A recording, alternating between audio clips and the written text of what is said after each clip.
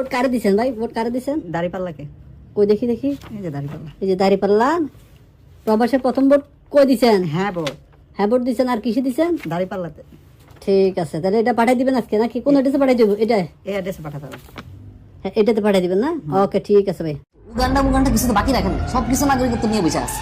লোনটা একটু বেশি হয়ে গেল না? 1900 কোটি টাকা এর জন্য ঋণ খেলাফি। যে দলের লোক কিছু তো কইতেও পারি না। আমার লোনটা খালি একটু দেখেন। হ্যাঁ দ্বৈত নাগরিকত্ব। আপনার তো ভাই দ্বৈত না, আপনার তো চৈত। উগান্ডা কিছু তো বাকি রাখেন না, সবকিছু নাগরিকত্ব নিয়ে বসে আছে। যান বৈধ। আপনারা মানুষ এই লোকটাকে দেখছেন জুলুম নির্যাতনের সময় খালি একটু দুবাই গিয়ে একটু মজাই করছে, একটু ভুল করে একটু নাগরিকত্ব নিয়ে নিছে। এই লোকটাকে যদি আমার বৈধতা না দেই, ইনসানিয়াত থাকে বৈধ।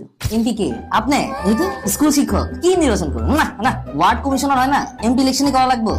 ব্যাংক ব্যালেন্স 5 লাখ টাকা দিয়ে নির্বাচন করবে। একটু পেন্ডিং ভাইবা দেখি কি গণভোটের ক্যাম্পেইন করতেছে। হ্যাঁ ভোটের ক্যাম্পেইন আমার মারবো। এই শোকস লাগ। আপনি যদি চান নির্বাচনের ইসি না করবে তাহলে অবশ্যই গণভোটে হ্যাঁ বলুন।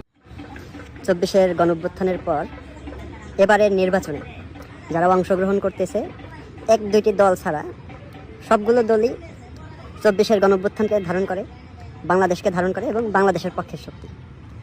বর্তমান রাজনৈতিক প্রচারণাকে কেন্দ্র করে যেই ক্যাম্পেইনগুলো চলতেছে বা যেই আলোচনাগুলো চলতেছে, এগুলো বলতে পারেন একজন বন্ধুর সাথে আরেকজন বন্ধুর যেই ধরনের বা আলোচনা হয় বা একটু নিজেদের মধ্যে যে আলাপ আলোচনাগুলো হয়, এরকম ধরনের রেশারেশি বা আলাপ আলোচনা চলতেছে।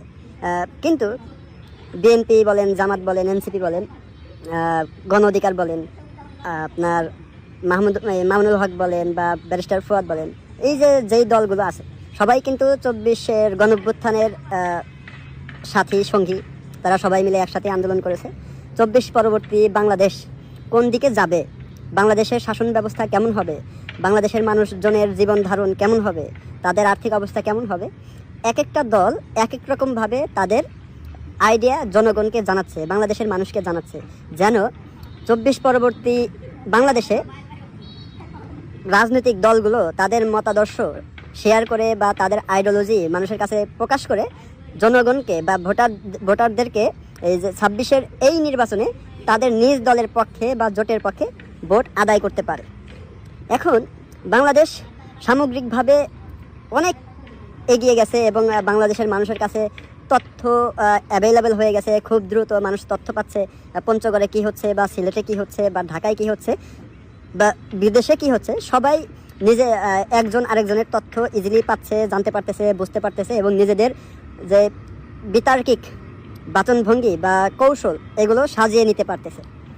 এইখানে 10 দলীয় জোটের পক্ষ থেকে বলা হচ্ছে যে আমরা বাংলাদেশের মানুষকে কর্মক্ষম করতে চাই, তাদের কর্মসংস্থানের ব্যবস্থা করতে চাই, তারপরে শিক্ষিত বেকার যারা থাকবে তাদেরকে 2 বছর প্রতি মাসে 10,000 টাকা করে বিনা সুদে দেওয়ার একটা আলাপ আলোচনা তারা করতেছে। অপরদিকে বিএনপি জোটের পক্ষ থেকে বলা হচ্ছে 4 কোটি পরিবারকে ফ্যামিলি কার্ড দেওয়া হবে, প্রতি পরিবার 2 থেকে 2,500 টাকা করে পাবে। তো এইখানে আমার একটা প্রশ্ন, যদি আপনি 4 কোটি পরিবারকে ফ্যামিলি কার্ড দেন, তাহলে প্রথম কথায় আসতেছে যে 4 কোটি মানুষ বা 4 কোটি পরিবার নিম্ন মধ্যবিত্ত বা একদম গরিব। তাহলে 4 কোটি পরিবার যদি নিম্ন মধ্যবিত্ত এবং গরিব হয়, তাহলে 4 কোটি পরিবারে যদি 2 জন করে সদস্য থাকে তাহলে 8 কোটি মানুষ হচ্ছে। যদি 3 জন করে সদস্য থাকে তাহলে 12 কোটি মানুষ হচ্ছে। তো বিএনপি জোটের পক্ষের লোকজনকে আমি আহ্বান করব যে আপনারা যদি 4 কোটি পরিবারকে ফ্যামিলি কার্ড দেন, তাহলে 8 থেকে 12 কোটি মানুষ হচ্ছে যারা দরিদ্র বা দরিদ্র সীমার নিচে বসবাস করতেছে। আরও একটা কথা, যে আপনি 4 কোটি পরিবারকে 2 থেকে 2,500 করে টাকা দিবেন, তাহলে বছরে 1,20,000 কোটি টাকা আপনার অনুদান হিসেবে দিতে হবে। তো বাংলাদেশ সরকারের বাজেট হয় 7 লক্ষ কোটি টাকা বা ধরেন 8 লক্ষ কোটি টাকা। তো এই 8 লক্ষ কোটি টাকা থেকে যদি আপনি 1,20,000 কোটি টাকা শুধু গরিব মানুষকে দিয়ে দেন, আবার সামরিক খাতে ধরেন 70-80 বা 1 লক্ষ কোটি টাকা খরচ করতে হবে, বেতন স্যালারি সরকারি কর্মকর্তা কর্মচারী যারা আছে তাদের স্যালারি বাবদ প্রায় 1.5 থেকে 2 লক্ষ কোটি টাকা খরচ হবে। তো আপনি যদি 4 থেকে 5 লক্ষ কোটি টাকা আপনার সামরিক বাহিনী, সরকারি আমলা এবং বেকার গরিব মানুষের যে ভাতা, এই বাবদ যদি খরচ করেন, তাহলে আপনি প্রশাসনিক কাঠামো, স্কুল কলেজ, তারপরে উন্নয়নমূলক কর্মকাণ্ড, এগুলো কিভাবে করবেন? আবার বাংলাদেশের যে ঋণ আছে, এই ঋণ আপনারা কিভাবে শোধ করবেন? আমরা গত বছর দেখেছি যে সরকারের বাজেট যদি হয় 100 টাকা, 22 টাকা পরিশোধ করতে হয় সুদ বাবদ। তো 4 ভাগের 1 ভাগ টাকা যদি আপনার সুদ বাবদ পরিশোধ করতে হয়, তাহলে 3 ভাগ টাকা থেকে আপনি যদি 1 ভাগ টাকা ফ্যামিলি কার্ডের নামে দিয়ে দেন, সামরিক বাহিনীর উন্নয়ন এবং রাস্তাঘাট, মানে এই যে হিউজ একটা যে ডেভেলপমেন্ট বা পরিকল্পনা, এইগুলো আপনারা কিভাবে বাস্তবায়ন করবেন, এগুলো আপনারা জাতির কাছে আশা করি প্রকাশ করবেন বা তুলে ধরবেন। আমরাও আপনাদের থেকে জানবো। যদি কোনো ক্রিটিক থাকে আমরা সেইগুলো নিয়ে আলোচনা করব। কিন্তু বিএনপি, জামাত, এনসিপি, গণ অধিকার, মামুনুল হক সাহেব, চরমনাই সাহেব, ব্যারিস্টার ফুয়াদ এবং অন্যান্য রাজনৈতিক দল যারাই আছেন, শুধু জাতীয় পার্টি এবং আওয়ামী লীগ ছাড়া যারাই আছেন, সবাই আমরা একজন আরেকজনের শুভাকাঙ্ক্ষী, বন্ধু, ভাই। আমরা চাই যে বাংলাদেশের ভিতরে যারা রাজনীতি করতেছেন সবাই একসাথে বা নিজেদের মধ্যে আলাপ আলোচনা করে সামনের দিকে এগিয়ে যান এবং আমাদের পরিকল্পনার মধ্যে যেই ভুল ত্রুটিগুলো আছে এগুলো আমরা নিজেরা আলোচনা করব, যেন আপনারাও সচেতন হতে পারেন, আমরাও সচেতন হতে পারি এবং দেশের মানুষের পক্ষে সহজ হয় যে কাকে ভোট দিলে এই দেশ থেকে চাঁদাবাজি, দুর্নীতি, দখলদারিত্ব, তারপরে ছিনতাই, চুরি, ডাকাতি, মানুষের জানমালের ক্ষয়ক্ষতি রক্ষা হবে। বাংলাদেশের মানুষ আর রক্ত দিতে চায় না। বাংলাদেশের মানুষের এখন মর্যাদা নিয়ে বাঁচার সময় এসেছে। বাংলাদেশের মানুষের এখন নিজেদের স্বাবলম্বী করে তোলার সময় হয়েছে। বাংলাদেশকে সামরিক দিক দিয়ে, আর্থিক দিক দিয়ে সক্ষম করতে হবে। পৃথিবীর কোনো দেশই অন্য দেশের উপরে নির্ভর করে বাঁচতে পারে না। প্রত্যেকটা দেশের স্বাধীনতা, সার্বভৌমত্ব রক্ষা করার জন্য শক্তিশালী সামরিক বাহিনী দরকার। এই শক্তিশালী সামরিক বাহিনীর জন্য আমাদের উন্নত প্রযুক্তির বিমান বাহিনী দরকার, ড্রোন দরকার, মিসাইল দরকার এবং নিজস্ব শিল্প কলকারখানা প্রয়োজন, যেন আমরা ডিফেন্স ইন্ডাস্ট্রিতে সক্ষম হতে পারি। আমরা যেন যে কোনো দেশের থ্রেটকে মোকাবেলা করতে পারি, সামনে আগায় যেতে পারি। সকল দলের প্রতি আমার পক্ষ থেকে শুভকামনা থাকবে, শুভেচ্ছা থাকবে।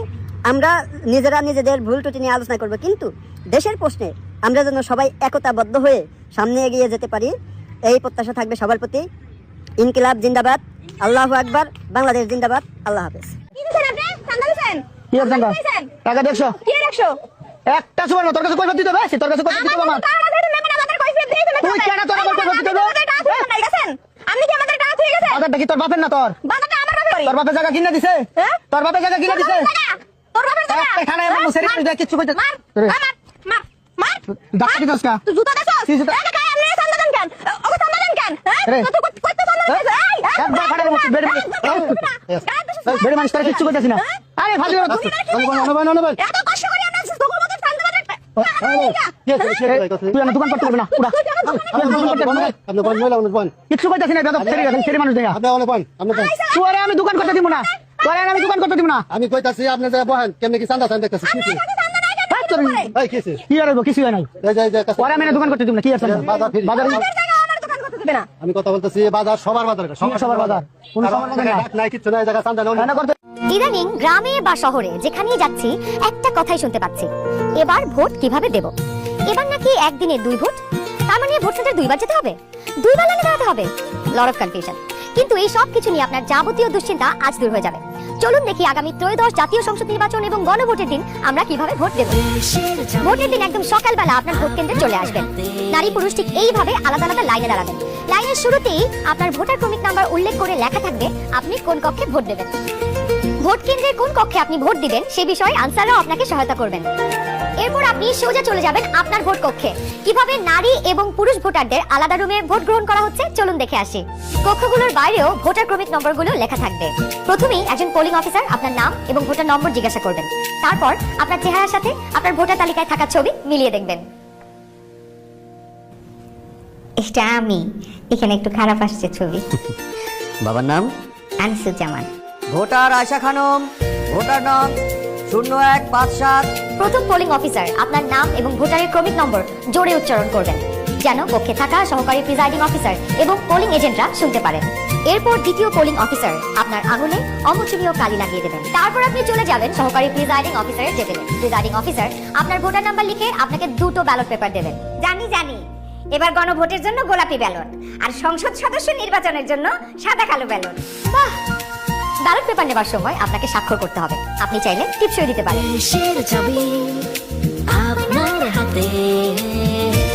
ব্যালটের সাথে দেওয়া হবে সিল মারার জন্য একটি রাবার স্ট্যাম্প। আপনি দুটি ব্যালট এবং রাবার স্ট্যাম্প নিয়ে ভোট দেবার গোপন কক্ষে যাবেন। এবার কিন্তু সময় বাঁচানোর জন্য অনেক ভোট কেন্দ্রেই দুটো গোপন কক্ষ থাকবে, যাতে একই সময়ে দুজন ভোটার দুটো গোপন কক্ষে ভোট দিতে পারেন। গোপন কক্ষের ভেতরে আপনি কিভাবে ব্যালটে সিল দিবেন চলুন দেখি। গণভোটের গোলাপি ব্যালটে হ্যাঁ এবং না দুটো ঘর থাকবে। সংস্কার বা পরিবর্তন চাইলে হ্যাঁতে সিল মারুন। গণভোটে আপনি হ্যাঁ দিলে সবগুলো সংস্কার পাবেন, আর না দিলে কোনো সংস্কারই পাবেন না। এরপর ব্যালটটি লম্বালম্বি ভাঁজ করুন, যেন সিলের রং অন্য ঘরে না পড়ে। এরপর আড়াআড়ি ভাঁজ করুন। সংসদ সদস্য নির্বাচনের জন্য সাদা কালো ব্যালটটিতে থাকা আপনার পছন্দের ব্যক্তি বা দলের মার্কায় সিল মারুন। সিলটি কিন্তু নির্ধারিত ঘরের বাইরে যাওয়া যাবে না। মার্কার বাইরে সিল পড়লে আপনার মহামূল্যবান ব্যালটটি বাতিল হয়ে যাবে। সিল মারার পর এই ব্যালটটিও প্রথমে লম্বালম্বি ভাঁজ করুন, যেন সিলের কালি অন্য মার্কায় না লাগে। এরপর আড়াআড়ি ভাঁজ করুন। এবার গোপন কক্ষ থেকে বের হয়ে স্ট্যাম্পটি সহকারী প্রিজাইডিং অফিসারকে ফেরত দিন এবং একই ব্যালট বক্সে দুটি ব্যালট পেপার ফেলুন। ব্যাস হয়ে গেল একদিনে 2 ভোট। একদম সহজ, তাই না? তাহলে নিশ্চিন্তে ভোটের দিন চলে আসুন আপনার ভোট কেন্দ্রে আর ভোট দিয়ে বুঝে নিন দেশের মালিকানা। দেশের চাবি আমাদের হাতে।